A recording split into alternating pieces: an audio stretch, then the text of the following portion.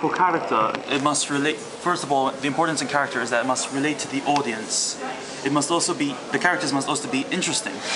If the characters aren't interesting, then the audience itself won't have any interest in the film or the directions. There must also be a balance between ordinary characters and the unique characters in a movie. If there is no balance, then it's either going to be too excessively on one side or the other. Characters aren't simply dependent on the existence of dialogue in this film. You do not necessarily need dialogue in a film to show character or personality. An example of character is Ice Age, where the characters themselves are unique. I mean, there's a sloth, there's a saber-toothed tiger, and there's a talking mammoth. They're interesting in the fact that they can talk as well, due to the fact that they're animals and they're talking.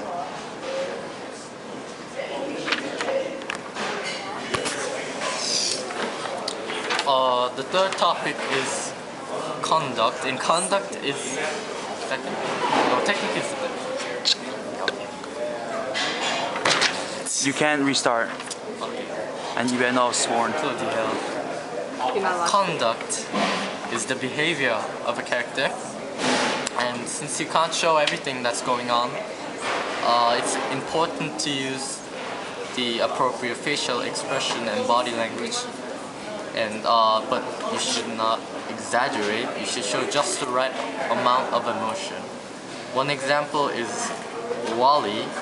Since he can't talk, he uses his facial expressions to express his emotion. The next is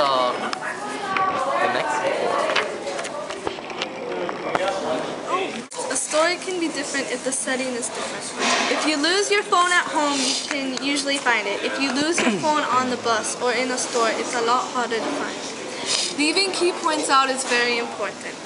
Having a unique story is also very important. Leave details out to draw in viewers.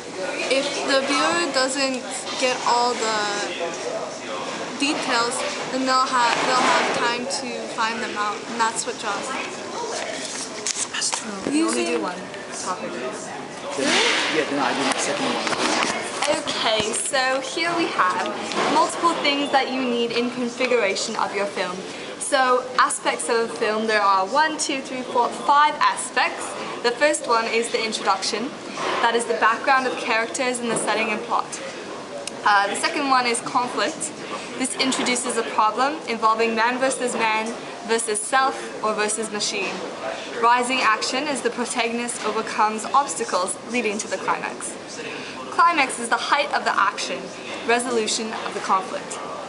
Falling action, the effect of climax on characters, immediate outcome of the climax. The resolution is the moral of the story and the closing thought. Okay, so here we have 3 different types of films.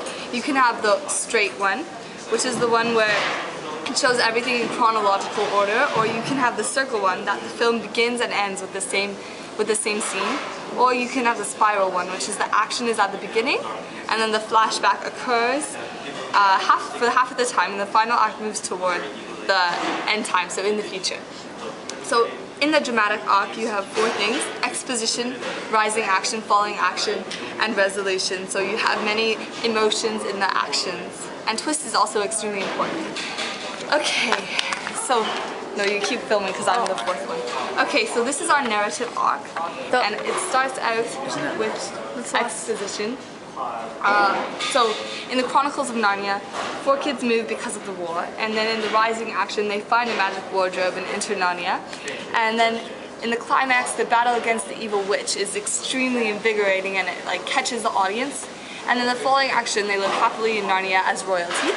And then they go back home to live peacefully together as the resolution. So this is the narrative time, and this is the narrative tension. So you can really see how that works in the film. The conditions relate to the story.